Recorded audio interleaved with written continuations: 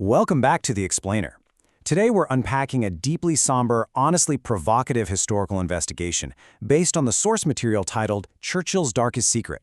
We're going to take a hard look at the tragic reality of 1943 Bengal. Now, the sources we're exploring today completely challenge the traditional narratives surrounding one of the most devastating events of the 20th century. We'll be examining some really stark claims and historical accounts that suggest this catastrophic loss of life wasn't just some unavoidable act of nature, but actually something far more complex and far more intentional. Okay, let's dive into this. The source material opens with this incredibly visceral, heartbreaking quote to really ground us in the reality of the time. It reads, "I am a mother in the Bengal of 1943, forced to choose between a handful of grain and my child's last breath. Hear the cries for fundao, rice water." I mean, just imagine standing at a small Bengal village back then. You're not hearing peaceful silence. The records vividly describe a silence brought on by literal starvation. It paints this picture of a land once known as the Golden Bird, transforming into a massive graveyard. The investigation wants us to really grasp the profound human agony here, of a mother watching ships full of food sail away while her own child starves. And that brings us to the staggering scale of the tragedy, 3 million. Or, as local accounts put it, 30 lakh people. 3 million lives lost. But what makes this specific number the focal point of the investigation we're looking at today is the chilling context around it. The findings make a massive, profound claim. These 3 million people died of starvation while British warehouses, right there in India, remained totally full. It's a shocking assertion, right? And it frames the whole rest of our explainer. Like, how exactly does a famine of this magnitude happen in a region that actually had food? Section 1. Myth versus man-made reality. And this brilliantly illustrates the core argument of our source text. You know, we usually picture famines as these unavoidable natural disasters, right? A lack of rain, massive crop failures, empty fields. But the reality of Bengal in 1943, at least according to this historical investigation, was entirely different. They argue there was absolutely no shortage of grain on Bengal's soil at the time. The shortage, it claims, was of humanity. The famine was driven by sealed granary and grain being actively, deliberately diverted for the World War II effort. So it wasn't a failure of the harvest, it was a failure of access. So you might be wondering, why was the grain diverted in the first place?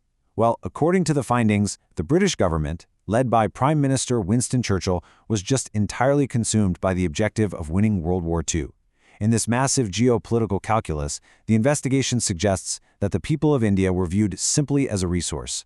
Just something to be utilized for the war effort. The accounts detail how massive, unprecedented quantities of grain were extracted from Bengal and shipped off to Europe. And get this, it wasn't just to feed active soldiers on the front lines. It was to build extensive buffer stocks for European civilians and military personnel, basically leaving the local Indian population with absolutely nothing. Section 2. The denial policy. So, the crucial point here is understanding what this denial policy actually was. This was the strategy at the very heart of the crisis. The British implemented it out of a very real fear that the Japanese army might invade India. To make sure the Japanese wouldn't find any usable resources if they did arrive, the British colonial administration decided to completely deny those resources to everyone, and that included the local Indian population. According to the investigation we're reviewing, this specific strategy was the fatal blow that manufactured the severe famine conditions. Let's walk through exactly how these historical accounts say this denial policy was executed on the ground. It was a highly systematic three-step process. First off, thousands of local transport boats were systematically destroyed. In a region like Bengal, rivers are basically the highways, right? So destroying the boats completely severed all communication and transport between villages. Second, the grain warehouses holding the local food supply were firmly locked and sealed. And third, to enforce all this, the accounts paint a really stark, jarring picture. Armed British soldiers with bayonets standing guard outside these filled, locked warehouses, while the villagers, completely cut off from their own food, starved to death just yards away. Section 3. A shocking response. As the death toll rapidly rose, the situation on the ground became completely undeniable, which prompted some incredibly desperate diplomatic communications from British officials in India back to London, and the text presents a frankly chilling response to those pleas. When informed that people were literally starving in the streets of Bengal and that grain was desperately needed, Winston Churchill's alleged reply, according to the historical telegrams cited in our source, was, "If food is so scarce, why hasn't Gandhi died yet?"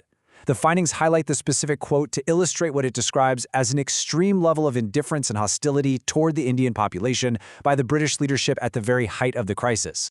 Let's move to and see how this builds. Look at this devastating contrast. On the streets of Calcutta, the source describes scenes of absolute, systemic cruelty. People reduced to eating grass and soil, mothers forced to sell their own children for a few coins just to buy a single meal. Meanwhile, at that exact same moment, the policy in Europe was to just keep building those massive grain buffer stocks. The accounts heavily emphasize that the British administration absolutely refused to halt grain exports from India, even as millions and millions perished. Section 4. The Legacy of Starvation. You see, the systemic economic drain of India continued relentlessly throughout this entire period. Even in the depths of the famine, the export of Indian cotton and raw materials at drastically low prices never actually stopped. Starvation was spreading rapidly through Madras and Bengal, but the leadership, according to the text, simply ignored it. Ultimately, the review concludes that it was during this specific era and specifically through these policies that the very backbone of Indian self-reliance was intentionally broken. The argument is that they took the resources when it benefited the empire and completely turned their backs when the local population desperately needed sustenance. Now, what's really interesting about this slide is the stark duality of historical memory it presents. As an explainer, it's our job to present the information from our source clearly and neutrally, and the material draws a massive line in the sand right here.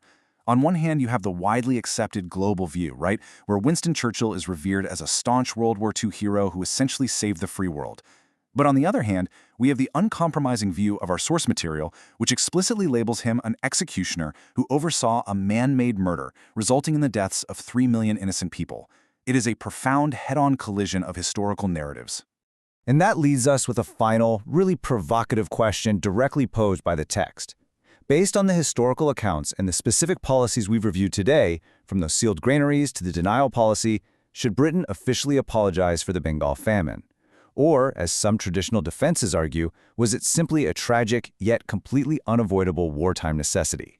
The soil of Bengal still holds the weight of this history. We invite you to reflect on the findings presented in this explainer, dive into the history for yourselves, and decide where you stand on this dark secret of 1943.